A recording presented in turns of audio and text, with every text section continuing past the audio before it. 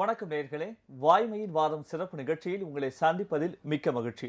நேர்களை இன்றைய வாய்மையின் வாதம் நிகழ்ச்சியில் கலந்து கொள்வதற்காக வந்திருக்கக்கூடிய சிறப்பு விருந்தினர் பன்முகத்தன்மை கொண்டவர். குறிப்பாக நடிகர், இயக்குனர், மத்திய தணிக்கை குழு உறுப்பினர் மற்றும் பாரதிய ஜனதா கட்சியை சேர்ந்த மூத்த உறுப்பினர் என்று பல முகங்களை கொண்ட நடிகர் திரு எஸ்.வி. சேகர் அவர்கள். வணக்கம் சார். வணக்கம். கமல் அரசியலுக்கு வருவதில் பிஜேபிக்கு என்ன பிரச்சனை? ஒரு பிரச்சனையும் கிடையாது. யார் வேணால் அரசியலுக்கு வரலாம். பிஜேபிங்கிறது இன்றைக்கி இந்தியாவில் மிகப்பெரிய ஒரு கட்சியாக ஃபுல் மெஜாரிட்டியோட ஆட்சியில் இருக்கக்கூடிய கட்சி. இன்னும் 2 முறை நம்முடைய பாரத பிரதமர் நரேந்திர மோடி அவர்கள் தலைமையில் இருக்க போகின்ற கட்சி. அப்போ இதில் என்ன பிரச்சனை இருக்குது? அப்படி இருக்கும்போது கமல் ஒரு கருத்தை, எல்லா துறைகளிலும் ஊழல் அப்படின்னு ஒரே ஒரு கருத்து, அதாவது 30 நிமிட பேச்சில் ஒரு 30 செகண்ட் கூட அந்த ஒரு சொற்கள் இருக்காது. அவர் அதிமுக மேல விமர்சனம் செய்யறாரு. ஆனா அதற்கு எதிர்வினை அதிமுக ஆற்றுவதற்கு முன்பு பிஜேபி சொல்லுகிறது. இது எப்படி புரிஞ்சுக்கிறது? தமிழ்நாடு பிஜேபியா? தமிழ்நாடு பிஜேபி என்ன சொல்றது சொல்லுங்க. இல்ல, தொடர்ந்து தமிழக மாநில தலைவர், பிஜேபியுடைய மாநில தலைவர் கமலுக்கு அரசியல்லாம் சரிபட்டு வராது, அவர் முன்பே பேசியிருக்க வேண்டும், அவருடைய தனிப்பட்ட முறையில விமர்சிக்கிறதும் தொடர்ச்சியாக பிஜேபியினுடைய தேசிய செயலாளர் திரு ஹெச் ராஜா அவர்கள் கமல் ஒரு முதுகெலும்பு இல்லாத கோழை அப்படின்னு ஒரு தனிப்பட்ட முறையில விமர்சனம் செய்வதும் எப்படி புரிஞ்சுக்கிறது? ஏன் இந்த எதிர்வினை? என்றைக்குமே பிஜேபி என்ற மாபெரும் கட்சி தனி மனித தாக்குதலில் ஈடுபடுறத ஆதரிக்காது, ஊக்குவிக்காது. அதே சமயத்தில் யாரையும் தரந்தாழ்ந்து விமர்சிக்கணும் அப்படின்னும் பிஜேபியுடைய தலைமைன்னு சொல்கிறது, நான் நேஷ்னல் இது ஆல் இண்டியா தலைமை சொல்லவே சொல்லாது. நமக்கு நம்ம பெரிய உயரத்தில் இருக்கும்போது யாரை பார்த்து நம்ம பயப்பட வேண்டிய அவசியமே கிடையாது. அதனால் இவங்க ஏன் இப்படி சொன்னாங்கன்னு எனக்கு தெரியல.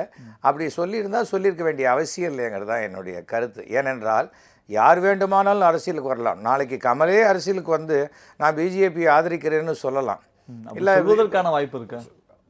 இல்லை, இப்போ எதுக்கு சார்? கல்யாணமே ஆகலை, எனக்கு ஆண் குழந்தை வேணுமா பொன் குழந்தை வேணுமா நம்ம எதுக்கு கேட்கணும்? அதுக்கு சொல்கிறேன். ஆனால் யாருமே நீ கல்யாணமே பண்ணிக்கக்கூடாது அப்படின்னு சொல்கிறதுக்கும் நமக்கு ரைட்ஸ் இல்லை இல்லையா?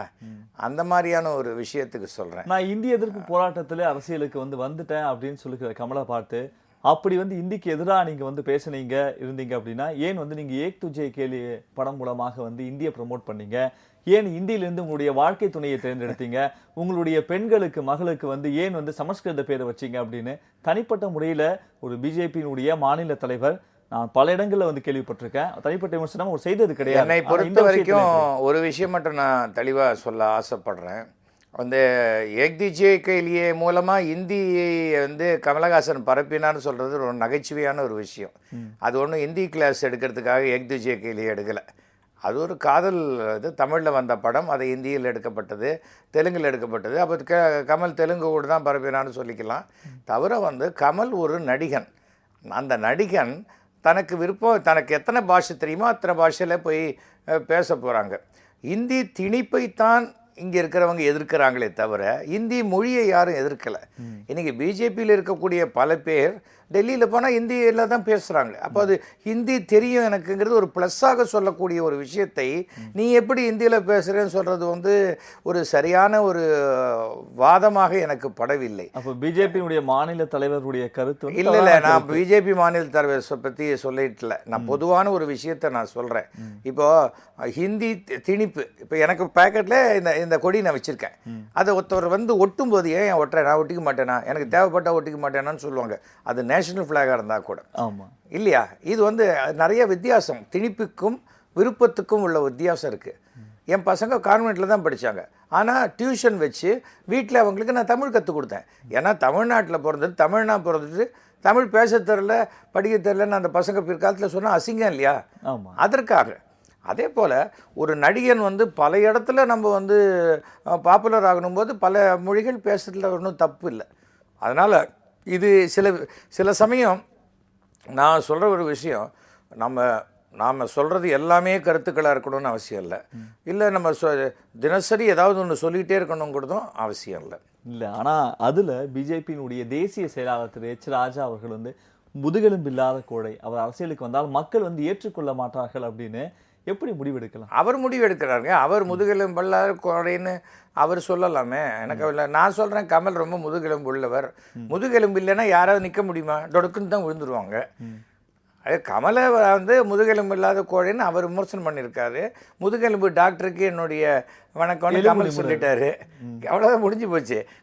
கமலுக்கும் இது எச் ராஜாவுக்கும் உள்ள ஒரு தனிப்பட்ட கான்வர்சேஷன் மாதிரி தான் பார்க்கணுமே தவிர, பிஜேபி எல்லாமே பிஜேபி சொல்லுது அப்படி சொந்த கருத்தை, அவ்வளோதான் அவருடைய கருத்து, அவ்வளோதான். இல்லை, ஒரு தனிப்பட்ட முறையில் பார்க்க முடியுமா? ஒரு தேசிய செயலாளர், ஒரு மாநில தலைவர் வந்து ஒரு நபருக்கு எதிராக வைக்கக்கூடிய கருத்தை இப்போ ஒரு கட்சியின் சார்பாக வைக்கக்கூடிய கருத்தாக தான் வந்து ஏற்றுக்கொள்ள முடியும். தனிப்பட்ட கருத்தை எப்படி பார்க்க? நான் எச் ராஜா அவர் நம்பர் தரேன், அவர் இந்த சேரில் உட்காந்து வச்சு நீங்கள் கேளுங்க.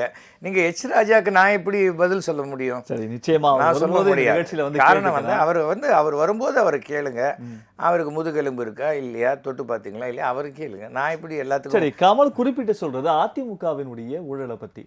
ஆனா பிஜேபியை பத்தி எந்த இடத்துலயுமே எந்த நிமிடத்திலும் வினாடிகள் கூட அவர் வந்து விமர்சிக்கல. பிஜேபி பத்தி இல்லைங்க, அவர் காங்கிரஸை பத்தி சொல்லல, டிஎம்கே பத்தி சொல்லல, அவர் யாரை பத்தியும் சொல்லல. ஆமா, அப்படி இருக்கும்போது மற்ற தலைவர் திருநாவுக்கரசர் வந்து அவர் அரசியலுக்கு வந்தா வரவேற்போம் அப்படிங்கிறாங்க. திமுக வந்து அவருக்கு ஆதரவா கருத்து தெரிவிக்கிறாங்க. திருமாவளவன் ஆதரவா கருத்து தெரிவிக்கிறார். அப்படி இருக்கும்போது பிஜேபி மட்டும், அதிமுக தவிர்த்து பிஜேபி மட்டும் ஏன் இப்படி கடுமையாக விமர்சனம் செய்கிறது? கமல் அரசியல் கட்டம் நான் சொல்றேன், நான் கூட தான் பிஜேபி. நான் சொல்றது உங்களுக்கு கருத்தப்படலையா? இருக்கு. அப்புறம் என்ன, மறுப்பு தெரிவிக்கல. அப்புறம் பிஜேபி எதிர்க்குதுன்னு சொல்லக்கூடாது. ஏன்னா 2 பேர் அப்படி சொன்னா, ஒருத்தர் இப்படி சொன்னா 3 பேர் 1/3 பிரிஞ்சிருச்சு. சரி, ரஜினி வந்து அரசியலுக்கு ஒரு கருத்தை வந்து வைக்கிறாரு. அந்த கருத்துக்கு வந்து எல்லாரும் ஆதரவா அவர் அரசியலுக்கு வந்தா 2 விதமான விஷயங்கள் இருக்கு சார். ஒண்ணு கருத்து சொல்றதுன்னு இருக்கு, ஒண்ணு யார் முதல்ல சொல்றதுன்னு ஒண்ணு இருக்கு. முதல்ல சொல்றது சில சமயம் தப்பா கூட போயிடலாம், கொஞ்சம் யோசிச்சு பின்னாடி சொல்றது கூட ரைட்டா இருக்கலாம். அதனால யார் எப்போ சொல்லணும்னு நான் சொல்ல முடியாது. ஆனால் இன்றைக்கு தமிழ்நாட்டில் வந்து மீடியாக்கள் அதிகமாயிடுச்சு. யாராவது மைக்கை நீட்டி கேமராவை நீட்டணுன்னு தடன்னு முதல்ல வியாதிகாரம் வாந்தி எடுத்த மாதிரி எதையோ சொல்லிடணும்னு நினைக்கிறவங்க நிறைய பேர் அரசியல்லையும் இருக்காங்க, பொது வாழ்விலையும் இருக்காங்க. அது வேறு விஷயம். ஆனால் தமிழ் பிஜேபியினுடைய தமிழ்நாட்டின் தலைவர் நம்முடைய டாக்டர் தமிழிசை சவுந்தரராஜன் அவர் என்ன சொல்லணும், ஹெச் ராஜா என்ன சொல்லணும்னு சொல்கிறதுக்கெல்லாம் நான் இங்கே இல்லை. அவங்க சொன்னது ரைட்டாக தப்பான்னு சொல்கிறதுக்கும் நான் இல்லை. அது வந்து என்ன ஆகிடும், நானே வந்து என்னுடைய ஒரு கட்சியை சார்ந்த ஒருத்தரை பற்றி விமர்சனம் பண்ணுறது எனக்கு பொது லைஃப்பில் தட் இஸ் நாட் ரைட். அது இதில் நான் இந்த மீடியாவில் குறிப்பிட்டு சொல்ல முடியும். சரி, ஓகே, அதை பற்றி மேற்கொண்டு நான் வந்து கேட்கல. இருந்தாலும் இப்போ கமல் வந்து அரசியலுக்கு வரணுமா? வரக்கூடிய ஏன் வந்தால் என்ன? கமலுக்கு 18 வயசு ஆயிடுச்சு இல்லை? கமல் ஒன்றும் 14-15 வயசு பையன் இல்லைல்ல. 17-18 வயசில் யார் வேணால் ஓட்டு போடலான்னு இருக்கு இல்லையா? தமிழும் கமலை ஒரு நண்பராக எனக்கு 45 வருஷமாக தெரியும். ரஜினிகாந்தை முதல்ல சென்னைக்கு வந்தபோது ஸ்கூட்டரில் அழைச்சிட்டு வந்து ஃபஸ்ட்டு அவர் வாய்ஸ் ரெக்கார்ட் பண்ணி ஆல் இண்டியா ரேடியோவில் போட்டவன் நான். 2 பேரோடையும் நான் நல்ல ஃப்ரெண்டு. தொடர்ந்து அவங்களோட படத்தில் நடிச்சுக்கிட்டு அவங்க நிழலாகவே நான் இருந்தால் தான் ஃப்ரெண்டுன்னு இல்லை, அட் எ டிஸ்டன்ஸ் இருந்தால் கூட நான் அவங்களுடைய ஃப்ரெண்டு. கருத்து வேற்றுமைகள் இருக்கலாம், கமலுக்கு கடவுள் இருந்தால் இருக்கலாம், இல்லாட்டா இல்லைன்னு, எனக்கு கடவுள் இருக்கார் அப்படின்னு நான் நம்புவேன். அதனால் வேறு கருத்து வேற்றுமைகள் இருக்கலாம், ஆனால் கமல் நல்ல நண்பர் எனக்கு. எதுக்காக நான் இதை சொல்கிறேன்னு சொன்னால், கமலை பொறுத்த வரைக்கும் இன்கம் டேக்ஸை தான் என்ன சம்பளம் வாங்குகிறோமோ அதை 100% அந்த இன்கம் டேக்ஸை கட்டிட்டு அந்த மாதிரி ஒரு ஆனஸ்டாக இருக்கக்கூடிய, நேர்மையாக இருக்கக்கூடிய, வரி கட்டக்கூடியவர். அவர் வந்து அரசியலுக்கு வரல, என்ன தப்பு? அவர் ஒன்றும் ஊழல் பேர்வழியிலேயே நான் டேக்ஸே கட்ட மாட்டேன்னு சொல்லலையே. தவிர வந்து தனிப்பட்ட வாழ்வை விமர்சனம் பண்ணுறதுங்கிறது தமிழ்நாட்டு அரசியலில் புதுசு கிடையாது. ஒருத்தர் ஒன்றுமே இல்லை, டேய் சொட்டத்தலையா அப்படிம்பாங்க. எதுக்கு? அவருக்கு சொட்டத்தலையாக இருந்தால் அவருக்கு புத்தி இல்லைன்னு அர்த்தமா? அது என்னன்னா தனக்கு முடி இருக்குங்கிறது திமிருனால பேசுறது. அது தவறான ஒரு விஷயம். கருத்தும் தான் மோதணும். பதில் சொல்ல தெரியலன்னு வச்சுக்கோங்க. இது பொது வாழ்க்கையிலேயே சாதாரணமாக ஒரு ஆணையினால் ஜெயிக்க முடியலன்னு சொன்னால் ஜாதியை சொல்லி திட்டிடுவாங்க. பொண்ணை ஜெயிக்க முடியலன்னா அவளுடைய நடத்தையை வைத்து திட்டிடுவாங்க. ஆமாம், இது ரெண்டுத்துக்குமே ஒரு சரியான பதில் கிடையாது. அது ஒரு 3ஆம் தர அரசியல். அது செய்ய வேண்டிய அவசியம் இல்லை. கமல் அரசியலுக்கு வருவதற்கு உண்டான சரியான நபர். ஒரு தார்மீக கோபம் உடையவர். ஒரு தப்பு நடக்கக்கூடாதுங்கிறாரு, லஞ்சம் வாங்கக்கூடாதுன்னு சொல்கிறாரு. அவ்வளோதானே. டெங்குவை கட்டுப்படுத்துங்க, இல்லைன்னா நீங்கள் விட்டுருங்க, ஆட்சியை நாங்கள் பார்த்துக்குறோம், டெங்குவை நீங்கள் பார்த்துக்கன்னா அது ஒரு ஒரு சாதாரணமாக ஒரு தரம் கட்ட அரசியல்வாதிகள் எவ்வளோ பேர் பேசுகிறாங்களே. அதை விட மோசமாக கமல் பேசிட்டாரு. அப்ப கமல் அரசியலுக்கு வருவதை திரு எஸ்.வி. சேகர் அவர்கள் விருப்பப்படுகிறார். கமல் வரட்டும், ரஜினி வரட்டும், அஜித் வரட்டும், விஜய் வரட்டும், யார் வந்தாலும் நான் சமீபத்திய உங்களுடைய ஸ்டேட்மெண்ட் ரஜினியும் கமலும் இணைந்தே வந்து அரசியலுக்கு வரட்டும், அப்போ வந்து அரசியல் வந்து தமிழக அரசியல இன்னும் பல மாற்றங்கள் இருக்கும் அப்படின்னு சொல்லியிருக்கீங்க. கண்டிப்பா. கடந்த மாதம் வந்து ரஜினி, விஜய், அஜித் 3 பேரும் வந்து இணைந்தார்கள் அப்படின்னா தமிழக அரசியல ஒரு மிகப்பெரிய மாற்றம் இருக்கும், நன்மை நடக்கும் அப்படின்னு சொல்லியிருக்கீங்க. இப்ப யார் அரசியலுக்கு வேணாலும், சினிமா துறையில இருந்து யார் வேணாலும் அரசியலுக்கு வரலாம். இல்ல, நான் சொல்றது ஒரு ஸ்ட்ராட்டஜி. குச்சிகள் இருக்கு, தனித்தனியா கிடக்கு. அந்த 4-5 குச்சியை ஒன்னா சேர்த்து கட்டிட்டீங்கன்னா ரொம்ப ஸ்ட்ராங் ஆயிடும். இது சின்ன வயசுல ஒற்றுமையை நோக்கி குடும்பத்துல சொல்லப்பட்ட கதை இல்லையா? அப்போது ரஜினி அரசியலுக்கு வரணும்னு ரஜினியோடைய ஃபேன்ஸ் விருப்பப்படுறாங்க. கமல் இப்போ வந்தே ஆகணும்னு கமலுடைய ஃபேன்ஸ், அது போல் ஜெனிவினாக இருக்கக்கூடிய பப்ளிக்கும் விருப்பப்படுறாங்க. அஜித் இன்னும் வாய்ப்பு திறக்கல. ஆனால் அஜித் இப்போ எப்படி கமல் வந்து நான் இந்திய எதிர்ப்பு போராட்டத்தின் மூலமாகவே அரசியலுக்கு வந்துட்டேன்னு சொன்னாரோ, அதே சமயத்தில் அஜித்தும் முதலமைச்சராக கலைஞர் கலந்து கொண்ட போது ஐயா ரொம்ப ப்ரெஷர் பண்ணுறாங்க ஐயா அப்படின்னு மேடையிலேயே சொல்லி அப்போவே அவரும் அரசியலுக்கு வந்துட்டார். விஜய் நான் வந்து அடுத்த தலைவாங்கன்னு படத்து பேரை வச்சு டைம் டு லீடுன்னு போட்டு அவரும் வந்துட்டார். அதில் ஒன்றும் தப்பு கிடையாது. எல்லாருமே 40 வயதை தொட்டவர்கள். ஆனால் ஏஜ் வைஸ் பார்த்தீங்க சொன்னால் இதில் ரஜினி 67 வயது, நானும் ரஜினியும் 14 நாள் தான் வித்தியாசம். அவர் இப்போ டிசம்பர் 12 பிறந்தார், நான் டிசம்பர் 26 பிறந்தேன். ஒரே வருஷம் 1950. ஓகே, நான் இந்த போட்டிக்குள்ளே இல்லை, நான் பிஜேபியில் இருக்கேன். Tsunami I am very happy. ஆமாம், சுனாமிக்கு எனக்கு அடுத்த நாள் தான் வந்தது. நான் வந்து இதை வந்து பிறந்து ரொம்ப வருஷம் கழிச்சு அந்த டேட்டில் வந்தது. அப்போது ரஜினி ஒரு லீட் பண்ணுறாரு வச்சுக்கோங்க. இப்போது கமல் ஜாயின் பண்ணுறாரு, அஜித், விஜய் இவங்க சினிமாவில் இருக்கிற மாதிரி தனித்தனியாக நான் ஆக்ஷன் படம் நடிக்கிறேன், நான் வந்து இந்த படம் நடிக்கிறேன் அப்படின்லாம் சொல்ல முடியாது.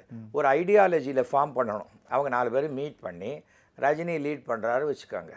ரஜினி நாளைக்கு சொல்லலாம், நான் என்னுடைய ஆதரவு தரேன், நான் தேர்தலில் நிற்கலை, இவர் சிஎம்மாக இருக்கட்டும், நான் வெளியில் நான் வந்து நிறுவன தலைவராக இருக்கேன், நான் பார்த்துக்கிறேன்னு சொல்லலாம்.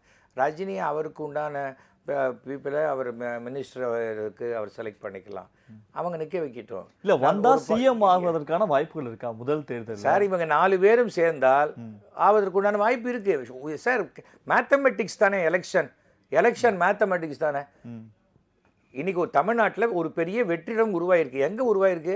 திமுகலையா? இல்லை, திமுகவுடைய 28% சாலிடாக இருக்குது. ஏன்னா திமுகவில் வெற்றிடம் இல்லை, அதிமுகவில் தான் வெற்றிடம் உருவாயிருக்கு.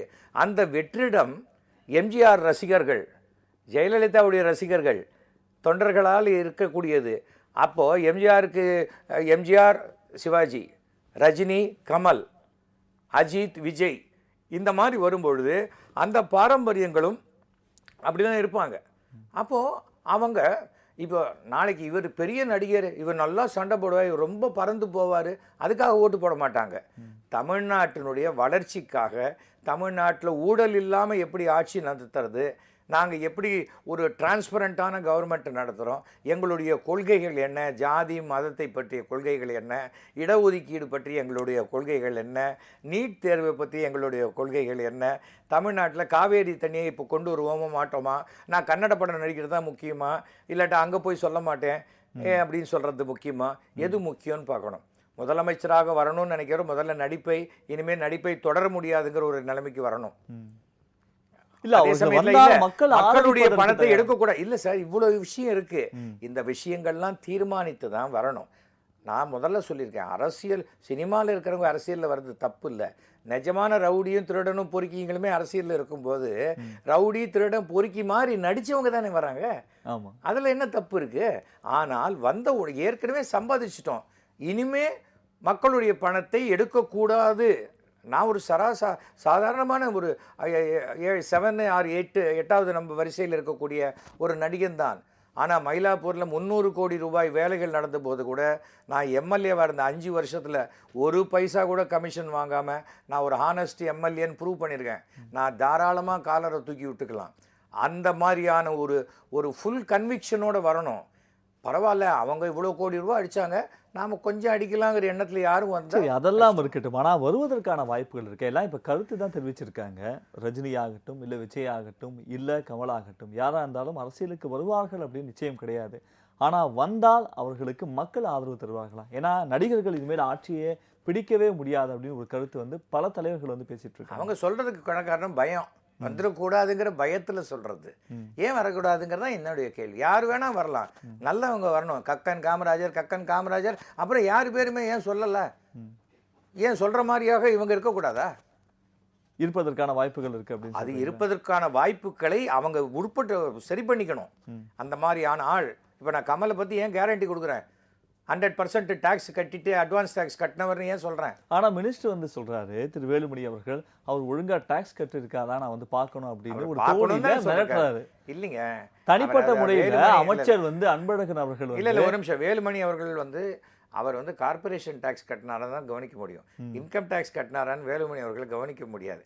ஏன்னா இன்கம் டாக்ஸ் சென்ட்ரல் கவர்மெண்ட் கிட்ட இருக்கு. ஓகேயா? தவறும் கமல் இன்கம் டாக்ஸ் கட்டினாரா இல்லையா நெட்டில் பார்த்தாலே தெரிஞ்சிடும்.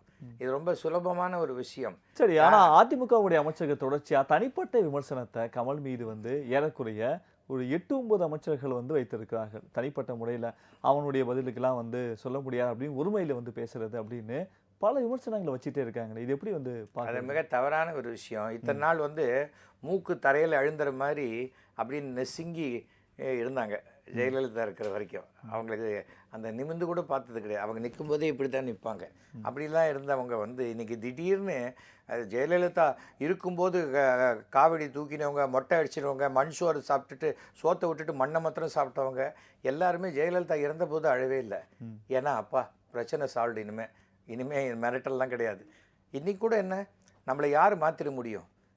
மாற்றணும்னு நினைக்கிறவங்களையே வந்து பெங்களூர்லேருந்து பெல்லாரி மாற்றலாமா, மைசூர் மாற்றலாமான் இருக்கு. ஸோ நம்ம என்ன பண்ண நமக்கு ரொம்ப, அதாவது பிஜேபி நினைச்சா மாற்ற முடியாது, அதெல்லாம் முடியாது. பிஜேபி எல்லாத்துலேயும் தலையிடுன்னு நீங்கள் கற்பனை பண்ணிக்கிறீங்க சார். தமிழ்நாட்டிலேயே மிக அளவுக்கு அதிகமான ஊடகங்கள் இருக்கு. அதனால வர பிரச்சனை இல்ல. அதிமுக ஒரு பக்கம் வந்து பேசும்போது ஒரு கேள்வி கேட்கும்போது பிஜேபி பதில் சொல்றத இது வந்து நம்மளுக்கு ப்ரூவ் ஆகுதுல்ல. அதிமுக பிஜேபி வந்து தாங்கி பிடிக்குது. அமித்ஷாவா பதில் சொல்றாரு? இல்ல தாங்கி பிடிக்குது. என்ன தாங்கி பிடிக்குது? தாங்கி தான் பிடிக்கும். மத்திய அரசு எல்லாரையும் தாங்கி தான் பிடிக்கும். அதுதான் மத்திய அரசு. மாநில அரசுல ஓட்டை விழுந்ததுன்னா மத்திய அரசு தான் தாங்கி பிடிக்கும்.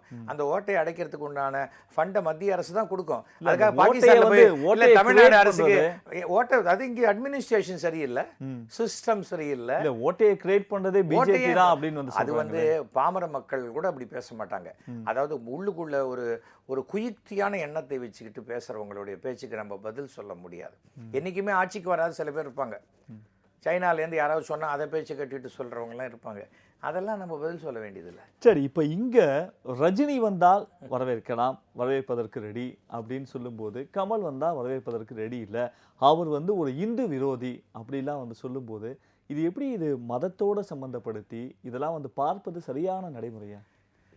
நீங்க இந்த கருத்தை நீங்க எப்படி வந்து ஒரு விஷயம், இது இந்து விரோதியா இல்லையா அப்படின்னு ஓட்டு சீட்டு பட்டன் அமுக்குறான் இல்லையா, அவன் தீர்மானிக்க வேண்டும். அவன் மனதில் வந்து தசாவதாரம் படத்துல கமலஹாசன் வந்து கல்லை கண்டால் இதை காணும்னு பாடின பாட்டு வந்து அடாடாடாடா எவ்வளோ பயங்கரமான பக்திமான் கமல் வீட்டில் சாமி கும்பிடுவாரா இல்லையா உங்களுக்கு தெரியுமா? தெரியாது இல்லையா? அவர் பேச்சுக்கிட்டு எதுக்காக நீங்க இப்போ அதை பத்தி பேசணும்? அவர் அரசியலுக்கு வரும்பொழுது கேளுங்க, உங்களுக்கு கடவுள் நம்பிக்கை இருக்கா? நீங்க இந்து மதத்தை நம்புறீங்களா? உண்மையான மத சார்பின்மை, இந்த போலி மத சார்பை இந்துக்களுக்கு எதிராக பேசுறது தான் மத சார்பின்மைன்னு நீங்க நினைக்கிறீங்களா? கேளுங்க. இந்து மதத்துக்கு எதிராக பேசுவது தான் மத சார்பின்மைன்னா நானே ஓட்டு போட மாட்டேன் கமலுக்கு. எது மத சார்பின்மை? எல்லா மதத்தையும் சரிசமமாக பார்ப்பதுதான் மத சார்பின்மை. இல்ல, அப்படி பார்க்கக்கூடிய ஒரு எண்ணம் வந்து கமலுக்கு இருக்குன்னு சொல்றீங்க. இப்போ எதுக்கு? அவர் தான் வரவே இல்லையே. நான் என்ன சொல்றேன், உங்களுக்கு மீடியாவுக்கு எனக்கு ஒரு தீனி தேவைப்படுது. பெரிய யானையை வளர்த்து விட்டாச்சு, அதுக்கு கரும்பு போட்டுக்கிட்டே இருக்க வேண்டியிருக்கு. அதுக்காக நீங்க தான் காலங்கத்தில் எழுதி எந்த டாபிக்கை பெருசாக்கலாம் நீங்க நினைக்கிறீங்களே ஒழிய வர நியூஸ் வந்து எக்கச்சக்கமா குவிஞ்சிருக்கு. நியூஸ் நீங்க தானே கொடுக்குறீங்க. இல்ல, நாங்க கொடுக்கறதை விட ஒவ்வொரு தலைவர்களும் இந்த பக்கம் ஒரு கருத்து வந்து எல்லா துறைகளிலும் ஊழல் அப்படின்னு சொல்லும் போது இந்த பக்கம் ரிப்ளை வந்து நூற்றுக்கணக்கில் இருக்கு. நம்ம எதை எடுத்து போடுறதுன்னு தெரியாம தான் மீடியா வந்து மீடியா எதையுமே கிரியேட் பண்ணவே இல்லை. தமிழ்நாட்டில் ஊழல் இருக்குன்னு கமல் சொல்றாரு. இல்ல, ஊழல் இருக்கா இல்லையா? இருக்கு சார், கண்டிப்பா ஊழல் எல்லாம் எப்படி இருக்க முடியும்? சரி. எப்ப எவ்வளவு சிபிஐ இல்ல நடந்தது? அத்தனை அமைச்சர்களும் சொல்றாங்க உடனே நீங்க ஆதாரம் கொடுங்க, ஆதாரம் இருந்தா கொடுங்க, ஏங்க நாங்க எல்லா ஆதாரத்தையும் நடவடிக்கை எல்லா எடுப்பதற்கு தயாரா ஆதாரத்தையும் இருக்கோம் அப்படின்னு. சிபிஐல எடுத்துட்டு போயிருக்காங்கல்ல. ராம்மோகன் ராவுடைய ஃபைல்ல இருந்து எல்லாத்தையும் தான் சிபிஐ எடுத்துட்டு போயிருக்காங்க. எடுத்துட்டு போனாங்க. அடுத்த அவுட்புட் என்ன? ஒரு நிமிஷம், இப்ப கமல் என்ன சொல்லியிருக்காரு? உங்க இந்த இந்த அட்ரஸுக்கு உங்களுக்கு தெரிந்த ஆதாரங்கள் எல்லாம் அந்த அந்த பாத்திரத்தை அனுப்புங்க, போட்டு அனுப்புங்க. government உடைய mail அவர் ID கொஞ்சம் இன்னும் கொஞ்சம் புரியுற மாதிரி தமிழ்ல சொல்லணும். இன்னும் இதே ரொம்ப கவிதை நடையில சொன்னா அப்புறம் கமல் சொல்றது வைரமுத்துக்கு மட்டும்தான் புரியும். எதுக்காக சொல்றேன்னா, கம்யூனிகேஷன் முதல்ல நாம் என்ன பேசுகிறோம் என்பது கடைசி வரிசையில் இருக்கக்கூடியவனுக்கும் புரிய வேண்டும். அப்போ ஏன்னா நான் அன்னைக்கு கமல் சொன்னதுக்கு அப்புறம் பல பேருக்கு தூக்கம் போய் தான் சின்ன வயசுல படிச்ச தமிழ்வாதியாரெல்லாம் தேடி ஓடி போய், சார் என்ன அர்த்தம் சொல்லுங்க சார், இப்படி எழுதிட்டாருன்னு கெஞ்சும்படியான நிலைமைக்கு பண்ணிட்டார். அன்னைக்கு எல்லாம் பயங்கர பிஸி எல்லா தமிழ்வாதியாரும் கமல் கவிதை எழுதின அன்னைக்கு. நான் என்ன சொல்றேன், கமல் சொல்லும் பொழுது அவர் சொல்லியிருக்காருல்ல. இப்போ நான் சொல்றேன், கமலுக்கே இந்த பேட்டி வழியாக சொல்றேன், கமலோட வீட்டு அட்ரஸை கொடுக்கட்டும். யாரெல்லாம் என்ன ஆதாரங்களோடு இருக்கோ அத்தனை டிபார்ட்மெண்ட்டை பற்றி கமல் வீட்டுக்கு கமலோடைய ஆஃபீஸுக்கு அனுப்பட்டோம். அதை கமல் ஒரு சின்ன டிபார்ட்மெண்ட் போட்டு அதை பிரித்து நம்ம கவர்னர் வர அன்னைக்கு ஃபைல் பண்ணி தமிழ்நாட்டில் இத்தனை ஊழல் இருக்குன்னு கமல் கொண்டு போய் ரெப்ரசன்ட் பண்ணட்டும். என்ன தப்பு இருக்கு? இல்லை, ஊழல் இருக்கு என்பது உண்மை. ஆனா அந்த ஊழலை எப்படி தெரியப்படுத்தணும் அப்படிங்கிறதுல சிக்கல் இருக்குன்னு சொல்லி இல்லை, அதைத்தான் கமல் எடுத்துக்கிட்டோம் சார். நான் நேற்றுக்கு என்னுடைய ஃப்ரெண்டு ஒரு பையன் எனக்கு ஃபோன் பண்ணுறான். நான் வேளச்சேரியில் அந்த பேபி நகர்ங்கிற இடத்துல இருக்கிறார். அவர் ஃபோன் பண்ணுறது என்கிட்ட பேசுகிறார். சார் இது மாதிரி பிரச்சனை, ட்ரைனேஜுக்காக 1,28,000 ரூபா நாங்கள் பணம் கட்டிட்டோம். அந்த ட்ரைனேஜ் பைப்பை ரோட்டில் அந்த டீ போட்டு இணைக்கிற இடத்துல வந்ததுக்கு லோக்கலாக இருக்கிற வட்ட செயலாளர் எனக்கு 30,000 கொடு 40,000 கொடுன்னு கேட்குறாருன்னா, யார் அதை அவங்ககிட்ட கொடு எனக்கு ஃபோனை அப்படின்னு கேட்டேன். அந்த பையன்கிட்ட கொடு, யார் நீ அப்படின்னு கேட்டேன். நான் வட்ட செயலாளர் சார். வட்ட செயலாளருக்கும் ட்ரைனேஜுக்கும் என்ன சம்பந்தம்? சாக்கடை விஷயத்தில் நீங்கள் எங்கே வரீங்க? நீ என்ன கவுன்சிலராக இருந்தால் கூட உன் பதவி காலம் முடிஞ்சு 1 வருஷம் ஆக போகுது. நீ எப்படி வர முடியும்? நான் கிளம்பி வரட்டுமா? நான் டெலிவிஷன் கேமரா அவங்க அனுப்பட்டுமா? நீ யார் பணம் கேட்கறதுக்கு? இது நேற்றுக்கு தான் கமலஹாசன் அப்படி சொல்கிறாரு, லஞ்சம் இல்லைன்னு மினிஸ்டர் சொல்கிறாங்க. நீ என்னடா நான் பணம் கேட்குறேன் சார்? இல்லைங்க, ஒரு நிமிஷம், அது கட்ஸ். நான் ஒழுங்கா வரி கட்டுறேன், நான் நேர்மையா இருக்கேன், அதுதான் தைரியம். நான் என்ன பலசாலியா? உடனே என்ன பண்ணேன், அந்த ஆள் சொன்ன பதில கேளுங்க. சரிப்பா, இனிமே இந்த வீட்டை விட்டுட்டு பாக்கி பெற்று வாங்கிக்கலாம் போ. அப்பவும் அவன் நான் பேசின ஒரு வீட்டில் மட்டும் வேணான்றான். ஆனா நான் இன்னைக்கு உங்களுக்கு இந்த டெலிவிஷன் மூலமா சொல்றேன், போங்க கேமரா எடுத்துட்டு போய் எல்லாரும் நில்லுங்க. யார் பணம் கேட்டா? ஏன்னா ஒரு விஷயத்த ஒரு மக்களை போட்டு நெருக்கும்போது எல்லா மக்களுக்கும் தைரியம் வராது.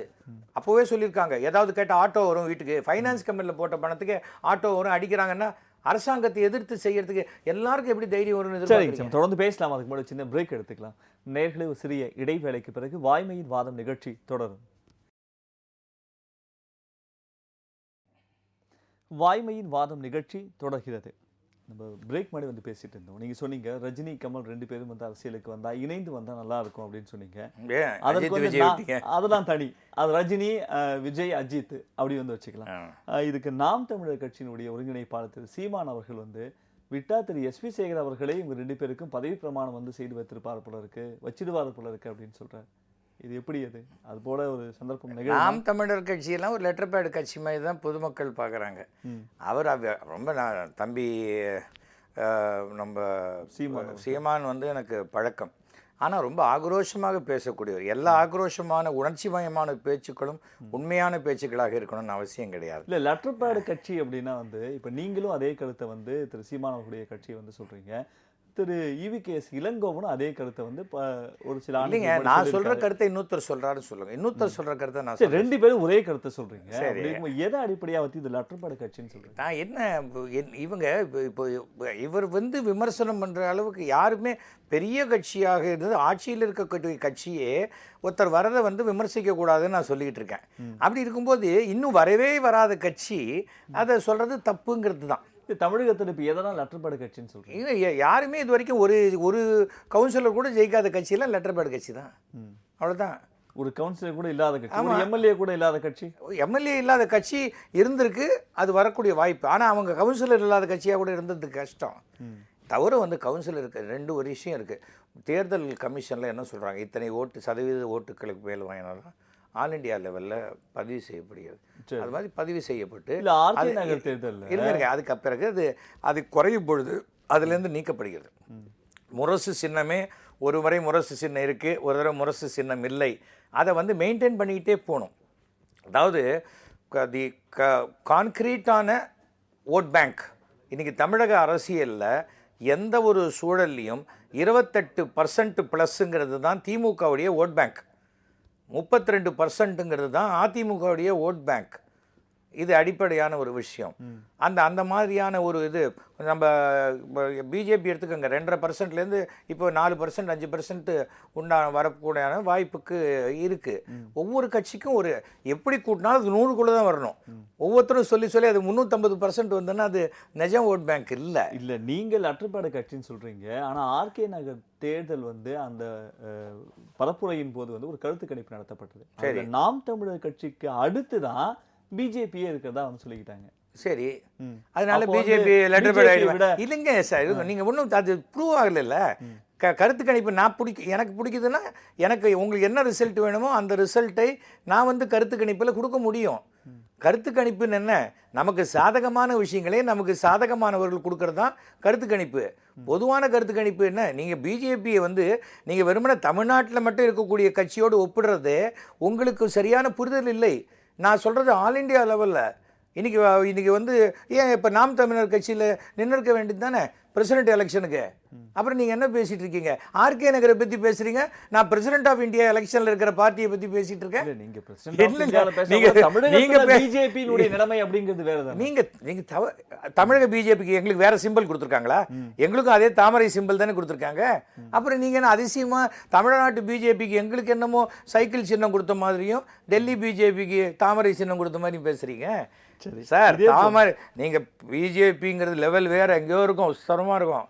ஓகே, நீங்கள் உங்கள் கேலிக்கெல்லாம் இது பிஜேபி இல்லை இருக்கட்டும். ஆனால் ஜெயலலிதா பாணியில் வந்து ஜெயலலிதா இல்லாத காரணத்தினால வடிவேலு பாணியில் எல்லாருமே வந்து தமிழக அரசை விமர்சிக்கிறார்கள் அப்படின்னு தமிழக அமைச்சர் திரு செல்லூர் ராஜ் அவர்கள் வந்து கருத்து தெரிவிக்கிறார். வடிவேலு கணத்தை காணும் அப்படின்னு சொன்ன அதே பேட்டர்னில் தான் கட்டடத்தை காணும் ஐயான்னு கத்தி தான் நடிகர் சங்க எலெக்ஷனில் ஜெயித்தோம். நல்லா ஞாபகம் வச்சுக்கணும். வடிவேலுவோடைய கூச்சல் வந்து வெற்று கூச்சல் அல்ல. அதே வடிவேலு மறுபடியும் வேறு மாதிரி கூச்சல் போட்டால் மறுபடியும் வேறு மாதிரியான தேர்தல் முடிவுகள் வரத்துக்கு உண்டான வாய்ப்புகள் இருக்குது. அதனால் வடிவேலுவை வந்து காமெடியனாக இருக்கலாம், ஆனால் வடிவேலு சொல்கிற வார்த்தைகள் வந்து தான் அதுதான் ஜெயிச்சிருக்கு. இல்லை, அதே போல் பிஜேபியினுடைய மாநில தலைவர் கூட திருமதி தமிழிசை சவுந்தரராஜன் கூட தமிழ்நாடு அரசியலை பலப்படுத்த கமலஹாசன் வர வேண்டிய அவசியமே கிடையாது, அப்படி இருக்கும்போது கமலஹாசன் அரசியலுக்கு வரணும்னு அவர் நினைக்கிறதும் அவர் வரணும் அப்படின்னு மற்றவங்க நினைக்கிறதும் வந்து ஒரு தவறான விஷயம் அப்படின்னு சொல்கிறாங்க. நான் என்ன ஒவ்வொருத்தருடைய அணுகுமுறை ஒரு பார்வை. ஒருத்தர் இப்போ தமிழிசை சவுந்தரராஜன் தலைவராக இருந்தால் அவருடைய ஒரு பேட்டர்ன் வேறு மாதிரி இருக்கலாம். அந்த இடத்துல எச் ராஜா தலைவராக வந்தால் அவர் பேட்டர்ன் வேலை இருக்கலாம். இலா கணேசன் அவர்கள் தலைவராக இருக்கும்போது அவர் பேட்டர்ன் இருக்கலாம். ஒருவேளை நானே தலைவராக வரும்போது என் பேட்டர்ன் வேறு மாதிரி இருக்கலாம். யார் எப்படி பேசணும்னு நான் சொல்லிக் கொடுக்குற இடத்துல இல்லை. ஆனால் அதே சமயம் என்னை பொறுத்த வரைக்கும் அரசியல் என்பது எல்லாரோடையும் ஓடி ஜெயிக்கிறது தான் அரசியல். நீ ஓடாத, உன் காலை ஓடிச்சிருவேன், நீ நொண்டி, அதெல்லாம் சொல்றது வந்து ஒரு சரியான அரசியல் இல்ல. ஊழலை வந்து எதிர்ப்பேன் அப்படின்னு சொல்லி தான் பிஜேபி ஆட்சிக்கே வந்தது இந்தியாவில். ஒழிச்சிருக்கோமே எங்க இன்னைக்கு இந்த வரைக்கும் இந்தியாவில் என்ன ஊழல் குற்றச்சாட்டு இருக்கு சொல்லுங்க. ஆட்சிக்கு வந்தது, யாரும் மறுக்கல. வந்திருக்கு, இருக்கிறோம், தொடர்ந்து இருப்போம், இருக்கு, நான் யாரும் மறுக்கல. ஆனா அதே சமயத்துல இங்க தமிழ்நாட்டுல ஊழல் இருக்குன்னு சொல்ற கமலஹாசன் அவர்களுக்கு ஆதரவாக பிஜேபி இல்லாம அவர் எப்படி இது மாதிரியான கருத்துக்களை வைக்கணும்னு கடுமையா வந்து எதிர்க்கிற நிலைமையில பிஜேபி இருக்குன்னு தான் எல்லாருடைய கேள்வியும் இருக்கு. பாருங்க சார், தமிழிசை சவுந்தரராஜன் ரொம்ப சிம்பிளானவங்க. ஃபோன் நம்பரில் 944 சம்திங் ஃபோன் பண்ணால் உடனே எடுத்து என்ன தம்பின்னு அன்பாக பேசக்கூடியவங்க. நீங்கள் கேட்குறத விட்டுட்டு என்ன கேட்டு நான் என்னமோ என்னுடைய தலைவிக்கு எதிராக நான் குரல் கொடுப்பேன் நீங்கள் நினைக்கிறது நடக்காத காரியம். ஏன்னா அது சரியாக வராது. அவங்க என்ன பேசணும்னு சொல்கிற இடத்துல நான் இல்லை. சரி, அதே போல் ஒவ்வொருத்தரும் சொல்லும்போது இப்போ திமுகவினுடைய ஊதுகுழலா கமலஹாசன் இருக்கார் அப்படின்னு அமைச்சர் ஜெயக்குமார் சொல்கிறாரு.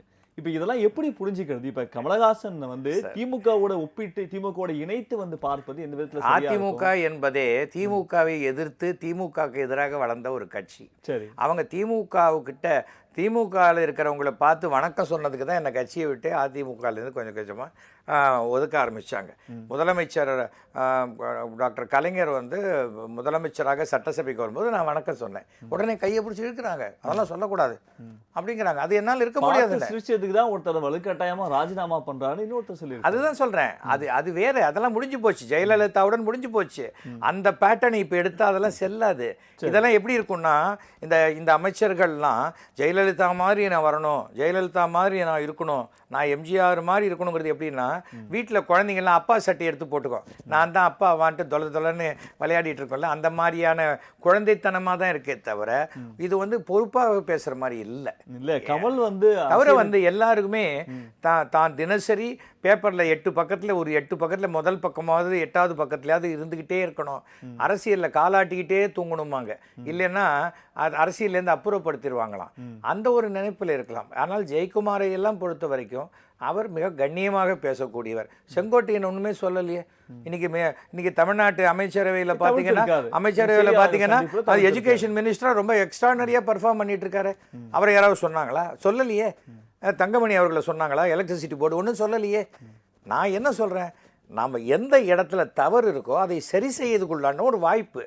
அப்படியா, இங்கே லஞ்சம் இருக்கா சொல்லுங்க, நான் நடவடிக்கை எடுக்கிறேன் சொல்லட்டும்.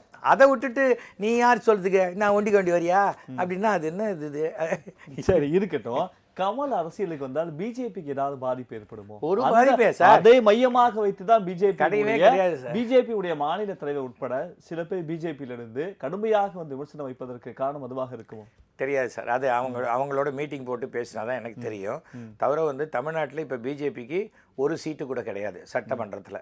ஏன்னா பிஜேபி ஆஃபீஸர் கமலத்தை பூட்டிட்டு நாங்கள்லாம் டெல்லி போயிட்டோமா, இல்லை ஆந்திரா போயிட்டோமா? கிடையாது. பிஜேபி என்பது இந்தியா முழுக்க இயங்கக்கூடிய ஒரு கட்சி. எங்களுக்கு வந்து தேசியம், தெய்வீகம் போன்ற பிராட் சிந்தனைகள், ஒரே நாடு, ஒரே மக்கள், ஒரே தேசம், ஒரே வரி, அது மாதிரி ஒரு இந்தியா வந்து யுனைட்டடாக இருக்கணும். யூனிட்டி இன் டைவர்சிட்டி. ஆனால் அது எல்லா பக்கமும் பிச்சு பீராயக்கூடாது. இன்றைக்கி வந்து 2020 அப்துல் கலாம் சொன்னார் இந்தியா வல்லரசு ஆகணும். அதை செய்து காட்டக்கூடியவர் நம்முடைய நரேந்திர மோடி செய்து காட்டுவார். அதில் எந்த விதமான டவுட்டும் இல்லை. இது எல்லாத்துக்கும் நீங்கள் எல்லாம் என்ன நினைக்கிறீங்கன்னா, இப்போ கமலஹாசன் கமலாலயத்தையே போய் பூட்டிட்ட மாதிரி எல்லாரும் குதிக்கிறாங்க. யாருமே இல்லை. இதில் ஒரு 2 கருத்து சொல்லப்பட்டிருக்குது. நாளைக்கு சில சமயம் சில கட்சிகளில் வந்து எங்களுக்கு சினிமா நடிகர்கள் தேவையில்லைம்பாங்க. திருப்பி சினிமா நடிகர்கள் வந்து பிரபலத்தன்மை வந்தால் நல்லா இருக்கும்பாங்க. ஆனால் தமிழ்நாட்டு பிஜேபியை பொறுத்த வரைக்கும் டெல்லியிலிருந்து என்ன ஆணை பிறப்பிக்கப்படுகிறதோ அதைத்தான் நிறைவேற்ற வேண்டும். அதுக்கு மரியாதை ரஜினி தேவை, கமல் தேவை அப்படின்னு தான் விமர்சனமே வருது. எது சார்? சொல்லிட்டா தேவை, கமல் தேவையில்லை. ரஜினி எனக்கு தேவையில்லைன்னு சொல்லிட்டா நீங்க என்ன பண்ணுவீங்க? இல்ல அப்படி நான் கேட்பது இல்ல, ரஜினி வந்தால் வரவேற்போம் அப்படின்னு ஒரு தேசிய தலைவர் உட்பட அது சம்பந்தமாக ஒரு பேட்டி. தேசிய தலைவர் யாரு? பிஜேபி தேசிய தலைவர் திரு அமித்ஷா அவர்களுக்கு கூட ரஜினி வந்தால் வரவேற்போம். ஆமாம், கமல் வரதை பற்றி இன்னும் சார் அவங்க வந்து அடுத்தது குஜராத் தேர்தல் ஜனவரி பாசம், அடுத்த ஜனவரிக்கு மேலே தான் தமிழ்நாட்டு மேலே கான்சென்ட்ரேட் பண்ணுவாங்க. அவங்க இப்போ ஃபஸ்ட்டு நார்த்தில் இருக்கிற எலெக்ஷன் முடிச்சுட்டு பண்ண போகிறாங்க. அப்போ என்ன சொன்னீங்க, இந்த 4 இடத்துலையும் எங்கேயுமே வர முடியாதுன்னு சொன்னீங்க. கோபால் யார் சீஃப் மினிஸ்டரு?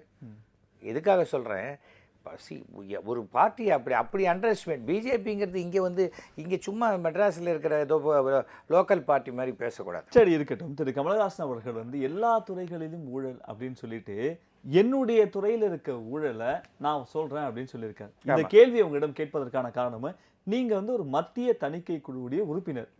அவர் அங்கதான் ஒரு விமர்சனத்தை வைக்கிறாரு, இங்க தமிழகத்தையும் சேர்ந்து அந்த விமர்சனத்தை வந்து வைக்கிறார்.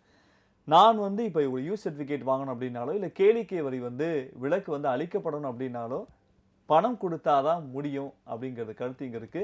பல தயாரிப்பாளர்கள் இதற்கு வலுக்கட்டாயமாக்கப்படுகிறார்கள் அப்படின்னு ஒரு குற்றச்சாட்டை வைக்கிறார். இது எந்த அளவுக்கு உண்மை? கமல் சொன்னது நியாயமான ஒரு விஷயம்.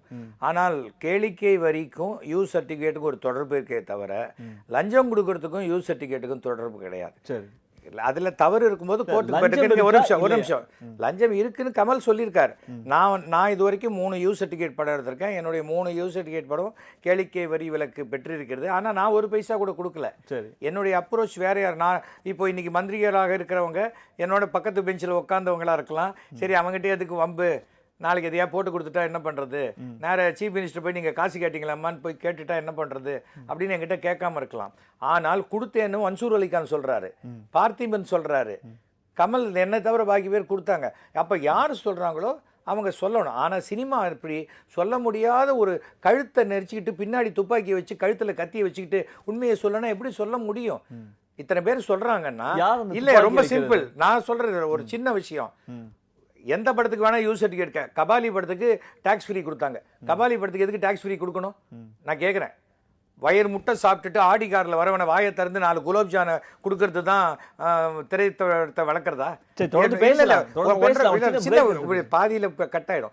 1.5 கோடி ரூபாய்க்குள்ள ஒரு 2 கோடி ரூபாய்க்குள்ள இருக்கிற படம் எந்த படமே 150 தியேட்டருக்குள்ள ரிலீஸ் ஆகுதோ அவங்களுக்கு மாத்திரம்தான் டேக்ஸ் ஃப்ரீன்னு சொல்லிட்டு போங்க, அவங்களுக்கு மட்டும்தான் மானியம்னு சொல்லிட்டு போங்க. நீங்கள் என்ன பண்ணுறீங்க, கவர்மெண்ட்டில் இட்லியை கஷ்டப்பட்டு இடியாப்பமாக்கிட்டு அப்புறம் வந்து ஊழல் இருக்கேன்னா யார் தப்பு? கவர்மெண்ட் தப்பு. தொடர்ந்து பேசலாம் சின்ன பிரேக் அப்புறமா. நேயர்களே, ஒரு சிறிய இடைவேளைக்கு பிறகு வாய்மையின் வாதம் நிகழ்ச்சி தொடரும். வாய்மையின் வாதம் நிகழ்ச்சி தொடர்கிறது. தணிக்கை துறையில ஊழல் இருக்கு அப்படின்னு கண்டிப்பா இருக்கு அப்படின்னு நீங்களும் ஒத்துக்கிறீங்க. இது தணிக்கை துறையில ஊழல் இல்லை சார். நீங்க தணிக்கை துறைங்கிறது மத்திய அரசை சார்ந்த ஒரு விஷயம். நீங்க சொல்றது வந்து அந்த டாக்ஸ் ஃப்ரீ கொடுக்கறது ஸ்டேட் கவர்மெண்ட். கேளிக்கை வரி தான் இங்கே தான் கேளிக்கை வரி. நாங்கள் என்ன சொல்கிறோம், நாங்கள் மத்திய அரசு, நாங்கள் ஒரு படத்துக்கு சினிமாலேயே 2 விதமாக இருக்குது. சர்டிஃபிகேட்டுக்கு உண்டான எல்லா விஷயத்தையும் வச்சுட்டு அதை சர்டிஃபிகேட் எப்படியாவது கொடுங்கன்னு கேட்குறதுக்கு எங்களால் கொடுக்க முடியாது. அப்போது சில பேர் என்ன நினைக்கிறாங்க, இங்கே எங்கேயாவது பணம் கொடுத்தா சர்டிஃபிகேட் நிரூபிக்க சொல்லுங்கள். நான் தான் இப்போ வந்து இங்கே ரிவைசிங் கமிட்டியில் நான் தான் இங்கே லோக்கல் ஹெட்டு, ரிவைசிங்கில் ப்ரொசீடிங் ஆஃபீஸர், அதாவது இங்கே லோக்கல் சேர்மன் மாதிரி கூட சொல்லலாம். இங்கே கிடையாது. ஏன்னா அது தணிக்கைத்துறை சிஸ்டமே நிறைய பேருக்கு தெரியாது. முதல்ல 4 பேர் பார்ப்பாங்க, அது சரியாக ஒத்து வரலைன்னா 10 பேர் பார்ப்பாங்க, மறுபடியும் 10 பேர் பார்ப்பாங்க, இல்லையா அப்புறம் ட்ரிபியூனலுக்கு போகும். அப்படி அவ்வளோ வசதி இருக்குது. நம்ம சினிமாவை 6 மாதம் கதை எழுதுகிறோம், 8 மாதம் ஷூட்டிங் பண்ணுறோம், 4 மாதம் வந்து இல்லை போஸ்ட் ப்ரொடக்ஷன் பண்ணுறோம். சென்சாருக்கு மாத்திரம் திண்டிவனம் டோல்கேட் மாதிரி அங்கே போய் உட்காந்தோன்னா தொடக்குன்னு சர்டிஃபிகேட் கொடுக்கணும்னா எப்படி நடக்கும்? அது மத்திய அரசால் பாராளுமன்றத்தால் அங்கீகரிக்கப்பட்ட சட்டங்களை கொண்டு இயற்றப்பட்ட ஒரு துறை தான் சென்சார் போர்டு.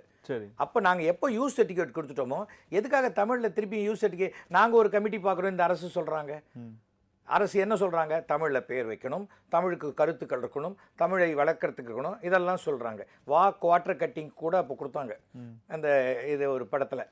இது அப்புறம் வந்து ஆளுங்கட்சி இருந்து எதிர்கட்சியாக இருக்கிறவங்களுக்கு கொடுக்கறது இல்லை. இன்னி வரைக்கும் நம்ம உதயநிதி ஸ்டாலின் படத்துக்கு இந்த அரசு கொடுக்காம அவர் கோர்ட்டுக்கு போய் தான் வாங்குறாரு. அது சர்டிஃபிகேட் படம். எனக்கு தெரிஞ்சு உதயநிதி ஸ்டாலின் படத்தில் ஒரு கிஸ்ஸிங் சீன் கூட இருக்காது. அந்த மாதிரியான ஒரு ஃபேமிலியோடு பார்க்கக்கூடிய காமெடி ஃபிலிம் அதுக்கு இது வரைக்கும் கொடுக்கல. ஏன்னா அவன் திமுக காரன், அவனுக்கே நம்ம கொடுக்கணும். இந்த ஒரு பொச்சரிப்புனால பண்ணலை.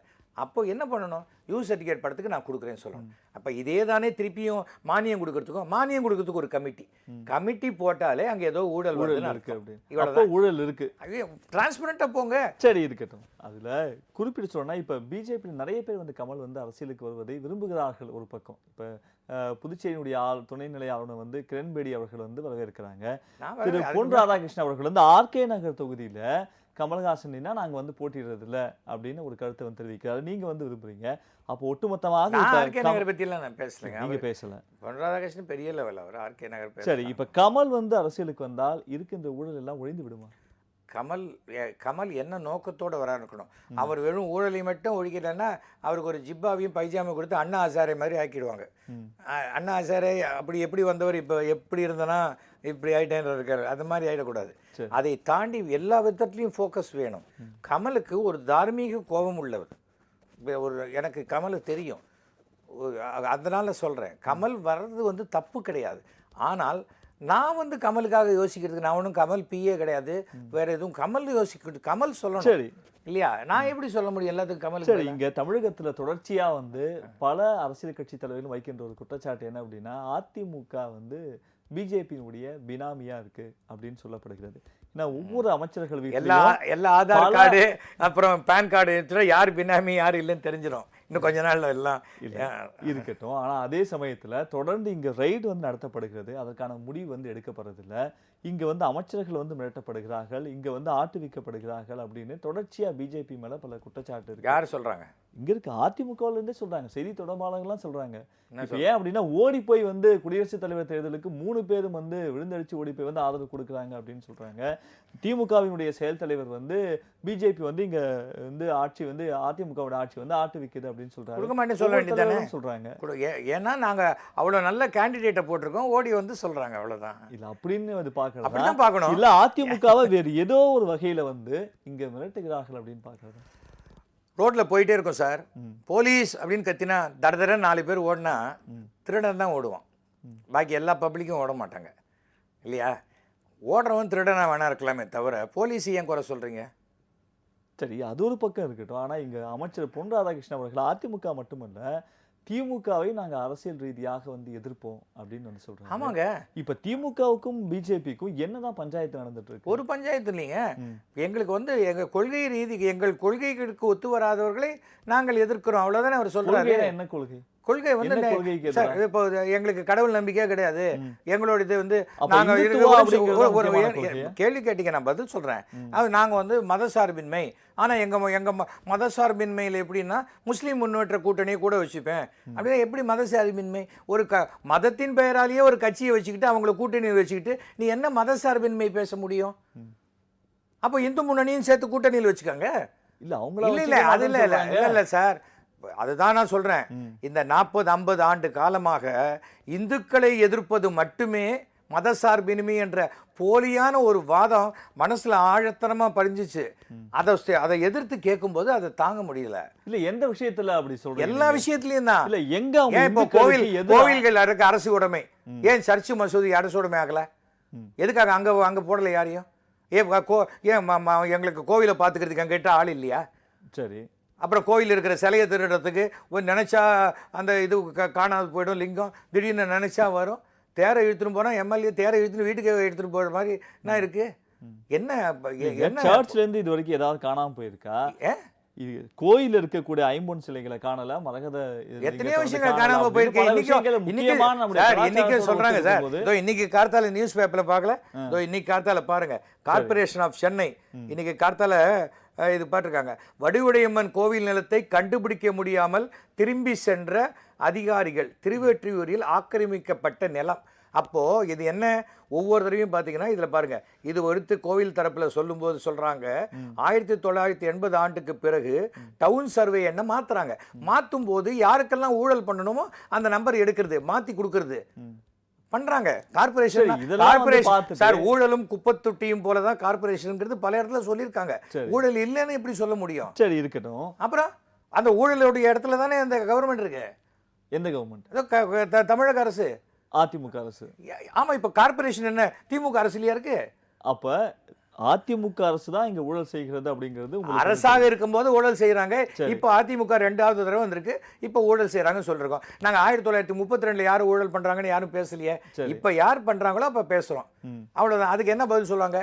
அப்ப நடக்கலையா, இப்ப நடக்கலையா? இது பதில் இல்ல, நாங்க செய்யலன்னு சொல்லணும், அதான் பதில். இல்ல, ஊழல் செய்யறாங்கன்னு தெரியுது, இங்க ஊழல் வந்து இருக்கு அப்படிங்கிறது தெரியுது. இப்ப இந்த ஊழலை தடுப்பதற்கான முயற்சி மத்திய அரசு வந்து எடுக்க முடியாதா? கண்டிப்பா எடுக்கிறோம். மத்திய அரசு எடுக்கக்கூடிய முயற்சி. ஆனா நீங்க எல்லாருமே இந்த விஜயகாந்த் சினிமா பாஸ் ரொம்ப கெட்டுப்பிட்டீங்க. அதாவது அவர் நேர மோட்டார் பைக்கில் போய் பாகிஸ்தான் தீவிரவாதியை பிடிச்சிட்டு வந்துருவார். அது மாதிரி உங்களுக்கு ஒரு ரெய்டு நடக்கும், அடுத்த நாள் கோர்ட்டுக்கு போகணும், அதுக்கு அடுத்த நாள் அவங்களுக்கு தண்டனை விதிக்கணும். அப்படி அது நடக்காது. சட்டத்துக்கு உண்டான ஒரு சட்டத்தில் எப்படின்னா குற்றவாளிகளுக்கு கூட அதிக பாதுகாப்பு உண்டு. ஒருத்தன் வந்து பல கோடி ரூபாய் ஏமாத்தினாலும் அவனை 90 நாளைக்கு மேல நீங்க பெயில்ல 90 நாள் தான் வச்சிருக்கலாம், அதுக்கப்புறம் பெயில்ல விட்டாகணும். சரி, அப்போ நீங்க சட்டத்தை மதிக்கிறவங்களா இருக்கணும்னு நினைக்கிறீங்களா, சட்டத்தை மதிக்காதவங்களா இருக்கணும்னு நினைக்கிறீங்களா?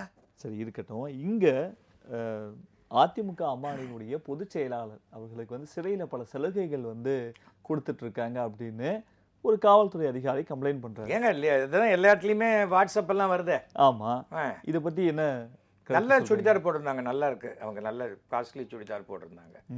ஏன்னா இது எப்படியும் சுத்தி முத்தி பார்த்தாக்க ஏழைகளுக்கு ஒரு நீதியும் மிகப்பெரிய பணக்காரர்களுக்கு ஒரு நீதியும் அப்படிங்கிறது ரொம்ப வருஷமாவே சொல்லப்படுகின்ற ஒரு விஷயம். சரி. முன்னெல்லாம் வந்து ஜட்ஜஸ் வந்து சாதாரண கல்யாண ஃபங்க்ஷனுக்கு கூட வரமாட்டாங்க. அவங்க பொதுமக்களோட கலந்து நாளைக்கு ஏதாவது அவர் இன்ஃப்ளூயன்ஸ் பண்ணிடுவாங்களோன்ட்டு அவங்க ஒரு நீதி தேவதைகள் மாதிரி அவங்க ரொம்ப தள்ளி இருக்கக்கூடியவர்கள். இன்னைக்கு அன்றைக்கி ஏதோ ஒரு இதில் சமீபத்தில் ஒரு கட்சி கூட்டத்திலேயே ஒரு ஜட்ஜி கலந்துக்கிட்டாருன்னு ஒரு போன வருஷம் ஒரு ஜெயலலிதாவுடைய அந்த மீட்டிங்கில் கலந்துக்கிட்டாருன்னு வந்தது. அந்த அளவுக்கு நீதித்துறையும் நமக்கு மாறிக்கிட்டு வருது.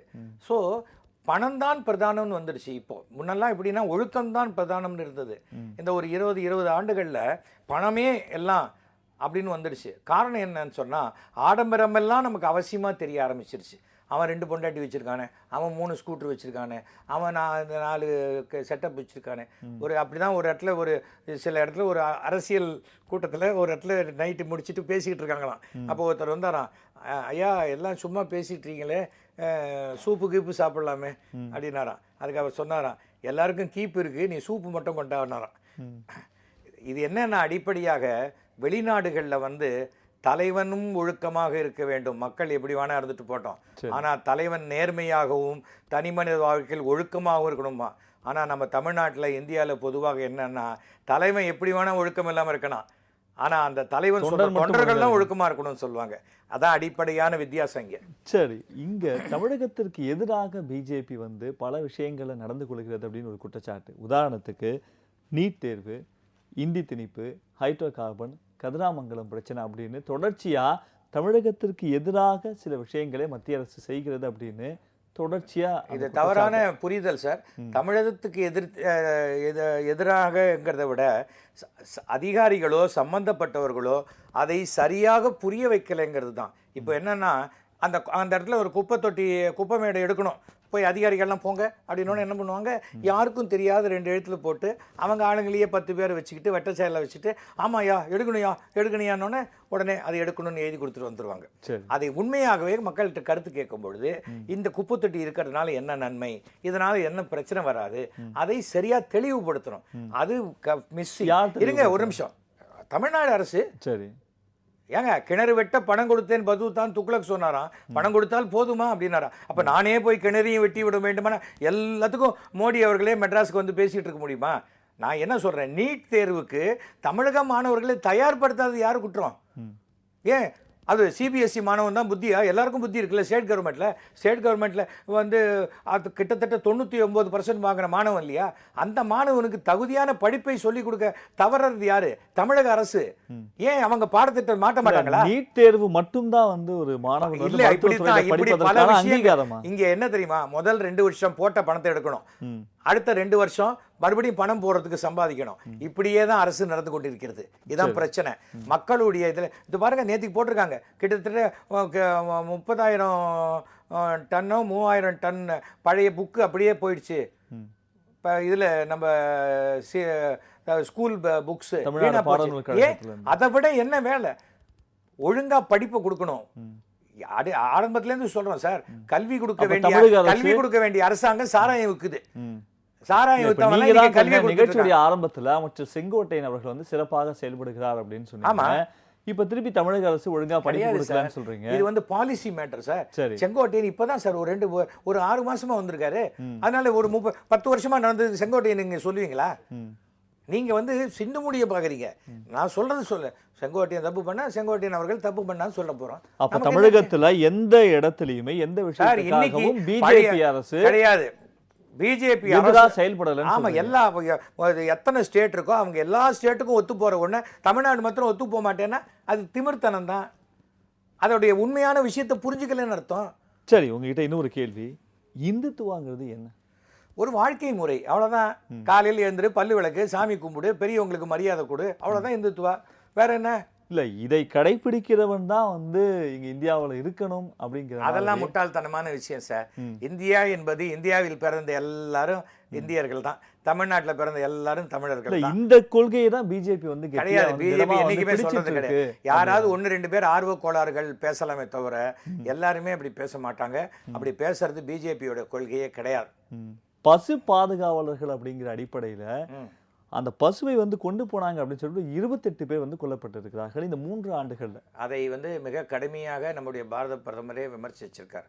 இது வந்து மனித உயிரை எடுக்கிறது 3 ஆண்டுகள் கழித்து நாடாளுமன்ற கூட்டத்தோட தொடங்குவதற்கு முன்பு. இல்ல ஒவ்வொரு தடவையும் சொல்லியிருக்காரு. நான் பேப்பர் கட்டி வேணா இதுவரைக்கும் 2 முறை தான் 2 முறை தான் அந்த விஷயத்தை பத்தி பேசியிருக்காரு. 2 முறை நடந்திருக்கும் போது அவர் பேசியிருக்காரு. தைரியம் அதுக்காக அதான் நீங்க என்ன ஆசைப்படுறீங்கன்னா, இந்த ஐயா கண்ணு இங்கேருந்து கோமணத்தை கட்டிட்டு போயிட்டாருன்னு வச்சுக்கோங்களேன், உடனே அவர் ஓடி வந்து ரயில்வே ஸ்டேஷன்ல ஐயா கண்ணுக்கு மாலை போட்டு வாங்க, நீங்க என்னமோ ஒரு நாட்டினுடைய பிரதம மந்திரியை லோக்கல் கவுன்சிலரோட சீப்பா நினைக்கிறீங்க.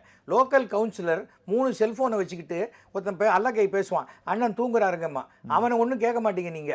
என்னமோ மோடி வந்து ஓடி வரணும் வரணும்ன்றீங்க.